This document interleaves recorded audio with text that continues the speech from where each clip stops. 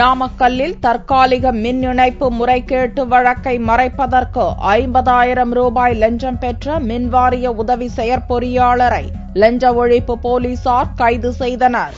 நாமக்கல் மாவட்டம் பரமத்தி வேலூர் சக்கரமேடு பகுதியைச் சேர்ந்த சதீஷ்குமார் தான் கட்டிவரும் புதிய வீட்டிற்கு தற்காலிக மின் இணைப்பு பெறாமல் சட்டவிரோதமாக அருகில் உள்ள வீட்டிலிருந்து மின் இணைப்பு பெற்று கட்டடம் கட்டி வந்தார். இதுகுறித்து மின்வாரிய அதிகாரிகள் நடத்திய ஆய்வில் சதீஷ்குமார் முறைகேடு செய்தது தெரிய வந்தது. இதையடுத்து பரமத்தி வேலூர் மின்வாரிய உதவி செயற்பொறியாளர் பாபு இந்த வழக்கிலிருந்து விடுவிக்க 3 லட்சம் ரூபாய் பணம் தர வேண்டும் என்று சதீஷ்குமாரிடம் வலியுறுத்தினார்.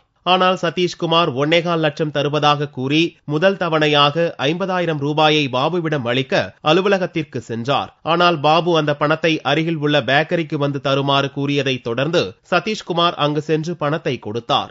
ஏற்கனவே இது குறித்து தகவல் அறிந்த லஞ்ச ஒழிப்பு துறையினர் பேக்கரியில் மறைந்திருந்து பாபுவை பணத்துடன் கையும் களவுமாக பிடித்தனர். 50,000 பணத்தை பறிமுதல் செய்த போலீசார் பாபுவிடம் தொடர்ந்து விசாரணை நடத்தி வருகின்றனர்.